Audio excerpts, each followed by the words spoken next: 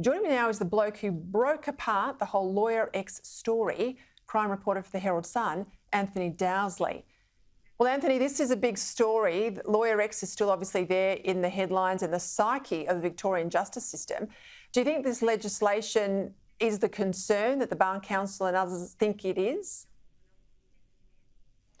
Well, I find it perplexing that after all that we've been through, a Royal Commission, before that a High Court, and before that many other court cases, that we end up in a position where police will have the discretion to sign up lawyers in particular, but the others you mentioned, children even, to become informers. And now lawyers, as you know, being a trained lawyer yourself, you've got obligations, you've got privilege.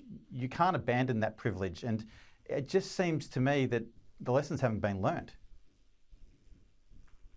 There's also the issue too, I mean, I read your cracker book into Lawyer X, the security risk, the physical risk to an informant, and the way in which in the case of Nicola Gobbo, I mean, her file was passed around, people discussed it in and around police headquarters.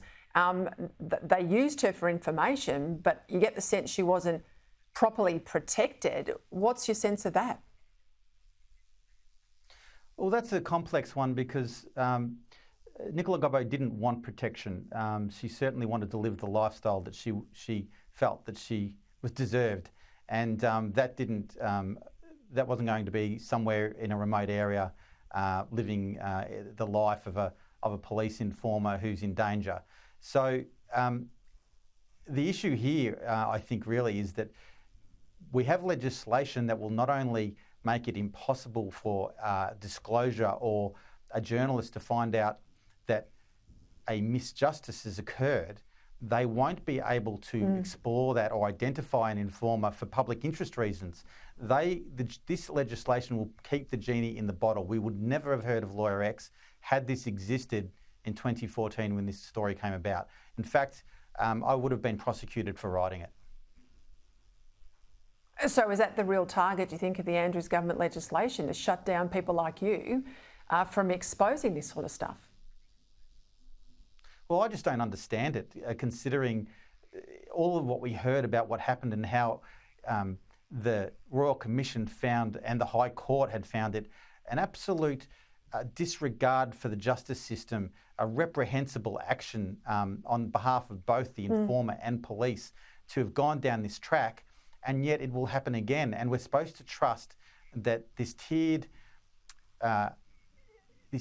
way of looking at it, so they're going to have oversight over informers now. The IBAC will have oversight, and there'll be the public interest monitor will have oversight. But why should we trust the oversight when it didn't work before? So I just don't agree with this legislation. Well, you're on the side of the Bar Council and Law Institute. Just quickly before we go, when we had the Royal Commission, there was a whole lot of recommendations that there be a special commissioner or police prosecutor, I think they called it, put in place to then progress criminal charges against all of these people that were found in the Royal Commission prima facie to have done the wrong thing. I can't recall seeing that anyone's been charged. No, that's ongoing. So the Justice Nettle, a former High Court judge who oversaw the decision in the Gobbo case, he is the OSI, the Special Investigator, and he is finding it very difficult to get the documents that he needs to actually prosecute his case.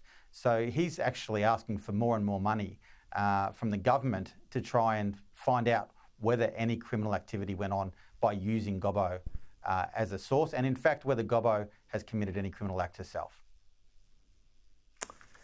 Keep shining a light on all this, Anthony Dowsley. I don't have a lot of confidence that the government will do the right thing, but we'll see what you write in the days and weeks to come.